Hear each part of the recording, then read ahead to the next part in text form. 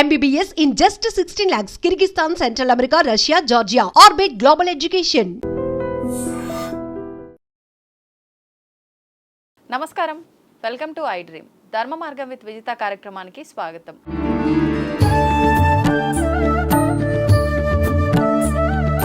ప్రస్తుతం మనతో పాటు ఉన్నారు ప్రముఖ జ్యోతిష్యులు మారెళ్ల రవిశాస్త్రి గారు. ఇప్పుడు వారితో మాట్లాడదాం. నమస్కారం అండి. నమస్తే. లక్ష్మీ అనుగ్రహం ప్రతి ఒక్కరూ కావాలని కోరుకుంటూ ఉంటారు. అయితే అమ్మవారిని ప్రసన్నం చేసుకొని ఆమె అనుగ్రహం కలగాలి అంటే మనం పూజల రూపంలో నిత్యం ఏదైతే చేస్తుంటామో ఆ రకంగా ప్రసన్నం చేసుకోవచ్చా? కొంతమంది ధ్యాన రూపంలో కూడా అమ్మవారిని ప్రసన్నం చేసుకోవచ్చు అంటారు. ఆ రకంగా ప్రసన్నం చేసుకోవచ్చా? ఏ రకంగా చేస్తే అమ్మవారి అనుగ్రహం తొందరగా కలుగుతుందో వివరించండి. ఓం శ్రీ గురుభ్యో నమః. లక్ష్మీదేవి అనుగ్రహం. లక్ష్మీదేవి అంటే మనమందరం చూసేది కరెన్సీ నోటు. అవును. బంగారం లక్ష్మి కాదా? అవును. సంతానం లక్ష్మి కాదా? అంతే కదా.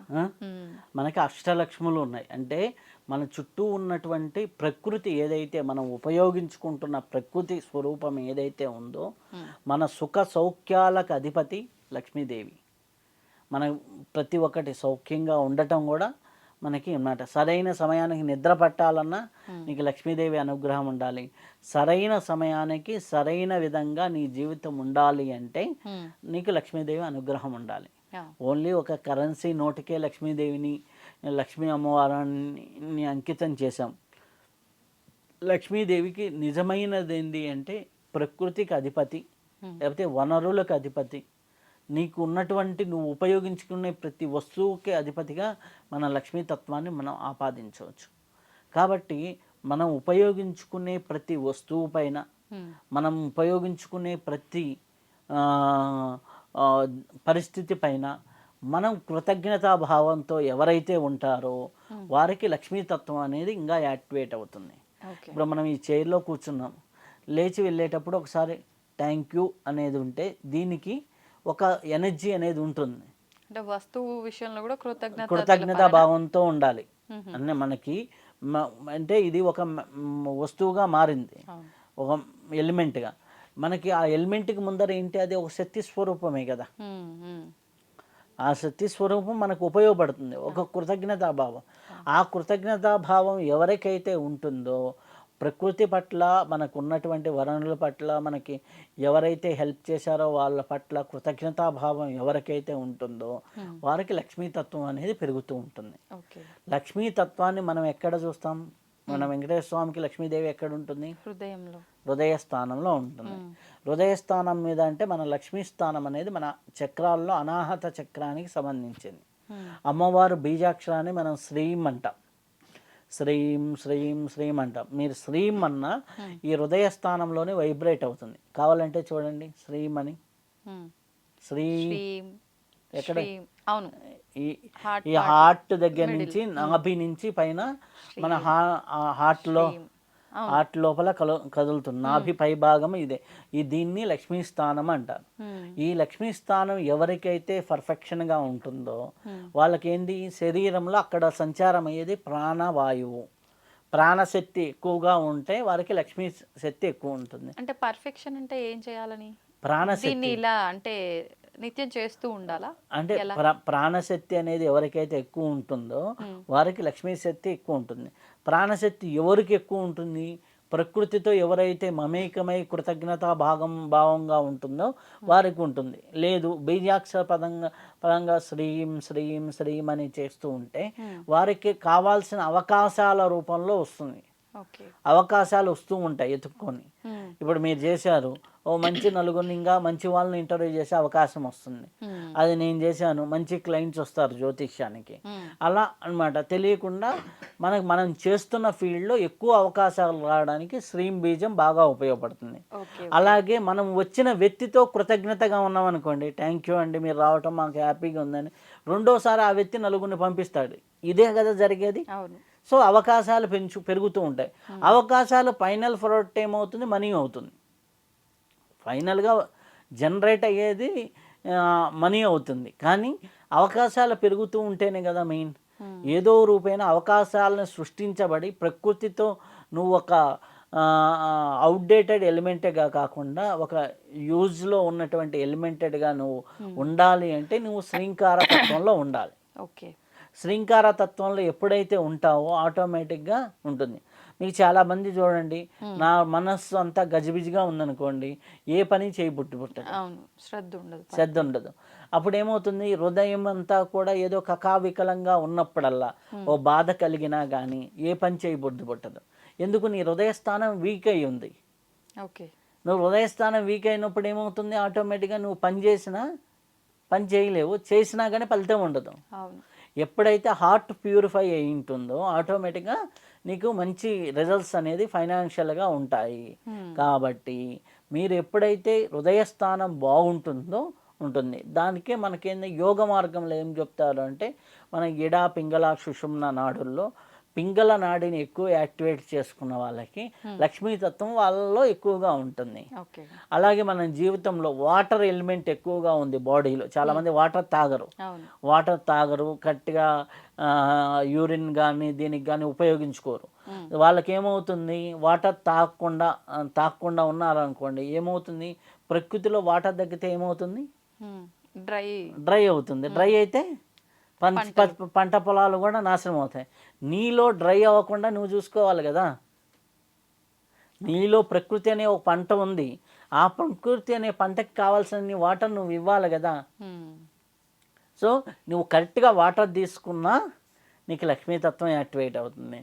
నువ్వు కరెక్ట్గా ప్రాణాయామం చేసినా, ప్రాణశక్తి పెంచుకున్నా, ప్రాణవాయువుని పెంచుకున్నా లక్ష్మీతత్వం యాక్టివేట్ అవుతుంది. నువ్వు అలాగే శ్రీం బీజం చేసినా లక్ష్మీతత్వం యాక్టివేట్ అవుతుంది. నువ్వు చుట్టూ ఉన్నటువంటి వస్తువుల పట్ల, వ్యక్తుల పట్ల కృతజ్ఞతాభావంతో ఉన్నా నీకు లక్ష్మీతత్వం యాక్టివేట్ అవుతుంది.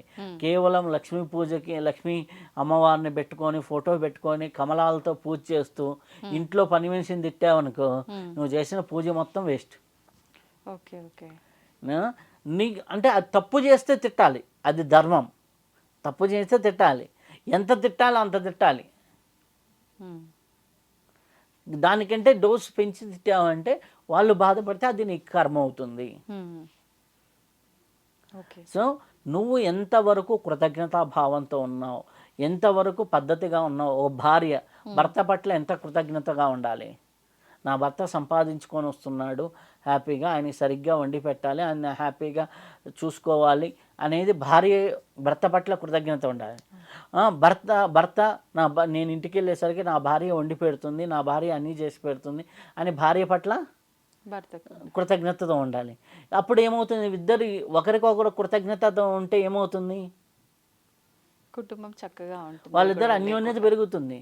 అన్యోన్యత పెరిగినప్పుడు ఏమవుతుంది, ఆటోమేటిక్గా ఆ ఇంటికి ఎవరైనా వెళ్ళినా, అబ్బా ఇంట్లో 10 నిమిషాలు కూర్చోబుద్ధి అవుతుంది అంటారు, పాజిటివ్గా. అదే ఇద్దరు భార్యాభర్తలు కొట్టుకుంటున్నారు, ఆ ఇంట్లోకి నువ్వు వెళ్ళావు, ఏమనిపిస్తుంది, ఎప్పుడెప్పుడు వెళ్ళిపోదాం అనిపిస్తుందా. మనిషే ఉండలేనప్పుడు లక్ష్మీదేవి ఎక్కడి నుంచి ఉంటుంది అక్కడ. మనిషే ఆ ప్రదేశంలో ఉండలేనప్పుడు మీరు కొట్టుకుంటుంటే, ఒకరికొకరు కృతజ్ఞతగా లేనప్పుడు అక్కడ లక్ష్మీదేవి ఎట్లా ఉంటుంది. ఇప్పుడు వచ్చేసి చాలా థ్యాంక్ యూ అనేసి కానీ మనం చెప్పామనుకోండి ఒక వ్యక్తితో, అబ్బా సార్ వచ్చి థ్యాంక్ యూ నాకే చెప్పారు. నేను మా ఆఫీస్ ఉన్న ఏరియాలో వాచ్మెన్కి వెళ్ళేటప్పుడు ఏంటి అని పలకరించి వెళ్తా. వెళ్ళంగానే వాళ్ళు ఎవరైనా క్లయింట్లు నేను వెళ్ళేసరికి వచ్చినా వాళ్ళు కుర్చీ వేసి కూర్చోబెట్టి క్లయింట్ వస్తున్నారని చెబుతారు. ఆ అపార్ట్మెంట్లో ఎవరికి చెప్పరు అది.